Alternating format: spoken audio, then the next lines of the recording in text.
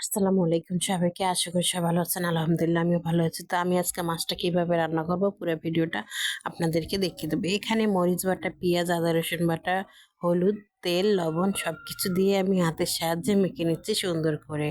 তো এভাবে মাখবো, মাখার পরে কিন্তু এখানে আমি ইলিশ মাছ দিয়ে দেবো। তো ইলিশ মাছটা কিন্তু আগেই পরিষ্কার করে রাখা হয়েছে।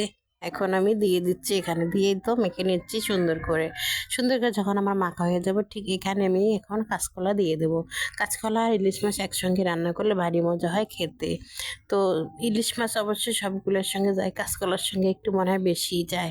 তারপরে তো হাত ধোয়া পানি দিয়ে এখন আমি বসিয়ে দেবো চুলায়। তো চুলায় কিছুক্ষণ জাল করার পরে আপনাদের দেখিয়ে দিচ্ছে, দেখুন কত সুন্দর হয়েছে। তো অনেক সুন্দর বলক চলে আসছে। এখন আমি এটাকে নাড়বো না, খসুন কিংবা চামচ দিয়ে পাতিলটা এভাবে ধরে একটু ঘুরিয়ে দিচ্ছি। ঘুরিয়ে তারপর আবারও কিছুক্ষণ আমি জাল করে নেব ঢাকা দিয়ে। ঢাকা দিয়ে জাল করার পরে আমি আবার ঢাকা তুলে আপনাদেরকে দেখিয়ে দেবো কেমন হলো তরকারিটা।